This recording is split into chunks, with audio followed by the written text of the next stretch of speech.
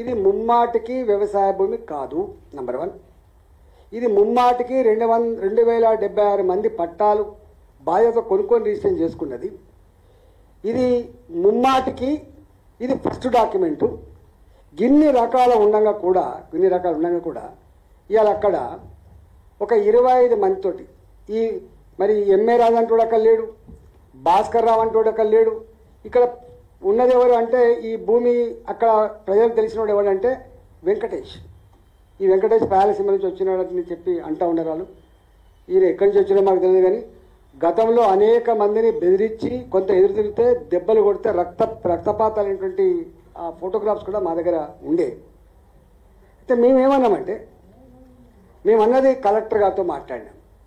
Collector గారు ఇంత గ్లేరింగ్గా దుర్మార్గం జరుగుతూ ఉంటే, సిపి గారు ఇంత గ్లేరింగ్గా మీరు దుర్మార్గం జరుగుతూ ఉంటే ఎందుకు మీరు పట్టించుకోవట్లేదు? ఎన్నిసార్లు పోచారం సిఐ గారికి దరఖాస్తు పెట్టుకున్నా ఒక్కనాడు కూడా వీళ్ళ రిస్క్ వచ్చే ప్రయత్నం చేయలేదు, వాళ్ళు కాపాడే ప్రయత్నం చేయలే.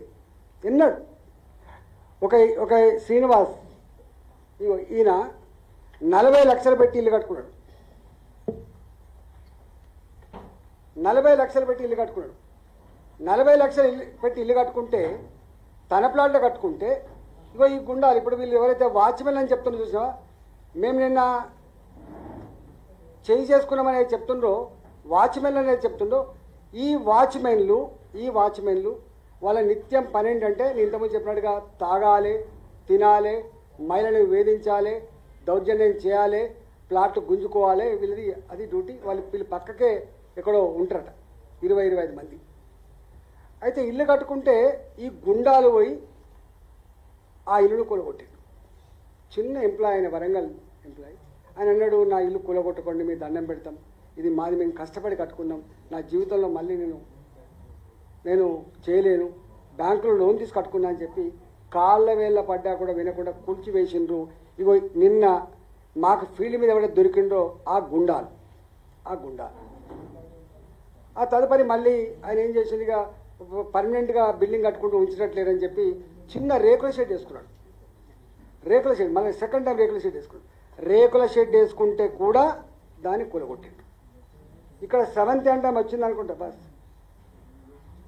రజిత వచ్చింది, 7th వచ్చింది.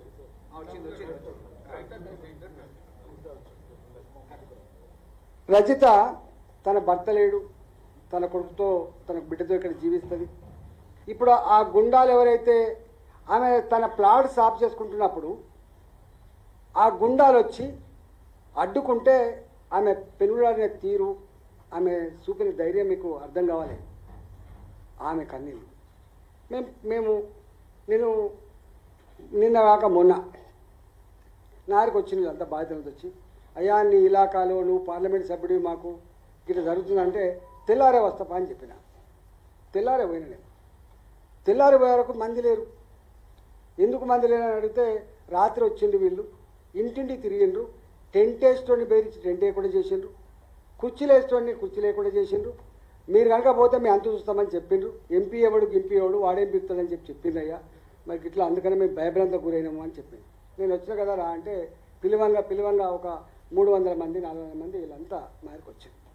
అంత విషయం అంతా విన్న తర్వాత ఈ శ్రీనివాస్ ఏం చేసిండు, అయ్యా నా ఇల్లు కూలగొట్టిన చూపిస్తా అని చెప్పి పోతున్నాం. మేము అంటే మేము అక్కడ వస్తున్నామని తెలిసి, మేము అక్కడ మీటింగ్ పెట్టామని తెలిసి కనీసం వాళ్ళు కనుమరుగు అయ్యేటువంటి ప్రయత్నం చేయలే, పారిపోయే ప్రయత్నం చేయలే. మంచిగా ఒక ఇల్లు అంటే మామూలుగా స్లాబ్ వేసిన ఇంట్లో అదంతా చెట్లలో ఉంటుంది, బీర్లు తెచ్చుకొని తాక్కుంటా మేము పోతున్నప్పుడు మమ్మల్ని అంటే మీరు ఏం చేస్తారు అన్నట్టుగా చేశారు. పోదాంపా అన్న అంటే వీళ్ళు అన్నారు వెంటనే, అన్న వీళ్ళే అన్న మమ్మల్ని ఇన్ని నెలలుగా వేధిస్తున్న వాళ్ళు, ఇన్ని నెలలుగా మా రక్తాన్ని కలచూస్తున్న వాళ్ళు, ఇన్ని నెలలుగా మా భూములన్నీ కూడా భయప్రాంత కూర్చొని గుంజుకుంటున్న వాళ్ళు, ఇగో అసలు అక్కంటాడు వాళ్ళ గుండాలంతా వీళ్ళు ఉన్నారని అంటే మేము అక్కడికి పోయినాం. పోతే వాడు మమ్మల్ని చూసి కూడా వాడి కనీసం మర్యాద లేదు. అంటే ఎంపీ అంటే గౌరవం లేదు, ఎమ్మెల్యే అంటే గౌరవం లేదు, ప్రజలు అంటే గౌరవం లేదు. అంటే అప్పుడు మేము ఇదంతా జరిగింది. నేనేమంటున్నా, నేను ఒకటే, రేవంత్ రెడ్డి గారు ముఖ్యమంత్రి ఇవాళ ప్రజల ప్రాణాలకు ప్రజల ఆస్తులకు రక్షణ కల్పించే బాధ్యత ఉందా లేదా అని చెప్పి అడుగుతున్నాను.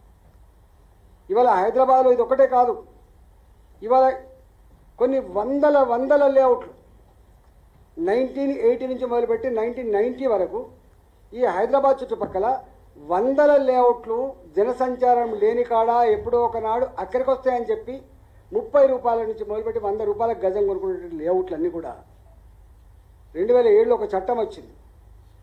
ఆ చట్టం ఏంటిదంటే ఎల్ఆర్ఎస్, ల్యాండ్ రెగ్యులేషన్ చేసుకునేటువంటి ఎల్ఆర్ఎస్ స్కీమ్ వచ్చింది, ల్యాండ్ రెగ్యులేషన్ స్కీమ్. ఈ గ్రామ పంచాయతీ లేఅవుట్లన్నీ కూడా మళ్ళీ కొంత ఒక ఇండివిజువల్ ప్లాట్ అయితేనే 1000 రూపాయలు కట్టాలి, లేకపోతే మొత్తం లేఅవుట్ అంతా కలిపితే ఎకరానికి 10,000 రూపాయల చొప్పున కట్టుకొని ఈ లేఅవుట్లన్నీ కూడా మళ్ళీ రెగ్యులైజ్ చేసుకునేటువంటి యాక్ట్ వచ్చింది. చాలామంది చేసుకున్నారు. ఇవాళ మీరు శంకరపల్లి ఉంది, 460 ఎకరాల భూమి, 460 ఎకరాల భూమి. ఒక్కొక్క ఎకరం నాకు తెలిసి 50 కోట్లు ఉంటుందో 60 కోట్లు ఉంటుందో. అంటే 460 ఎకరాల భూమిని ఎవడు కన్నెత్తి చూడలే. ధరణి వచ్చిన తర్వాత ఈ భూమి అంతా కూడా అగ్రికల్చర్ భూమిగా మార్చేసి ప్లాట్లన్నీ కూడా రద్దు చేయించి మొత్తం రాత్రిపూట ఎట్లా రిజిస్ట్రేషన్ చేసిండ్రో ఆ రాత్రిపూట రిజిస్ట్రేషన్ చేసిన కలెక్టర్ ఎవరో, ఆ కలెక్టర్ ఎట్లా కేసులు ఎదుర్కొంటుండో, ఎట్లా జైలు పాలవుతుందో మీరు చూస్తున్నారు. విలువ 1000 కోట్ల రూపాయల విలువైన భూమి. ఇక్కడ అర్థం ఏంటంటే ఆనాడు ఆ 10,000 రూపాయలు పేదోడికి చాలా ఎక్కువ. ఇవాళ 10 లక్షల రూపాయలు, కోటి రూపాయలు ఆ ప్లాటుకు పెరిగితే ఈ పేదవాళ్ళు అనుభవించకుండా ఇగో ఈ దుర్మార్గులు, ఈ గుండాలు, వాళ్ళకు సహకరించే అక్కడక్కడ పోలీసులు, వాళ్ళకు సహకరించే రెవెన్యూ అధికారులు, వీళ్ళు ఈ పోలీసులు, ఈ రెవెన్యూ అధికారులు మాకు పైనుంచి వెళ్ళి ఫోన్లు వస్తున్నాయి, మాకు పైనుంచి ప్రెషర్ వస్తుందని చెప్పేటువంటి పద్ధతి.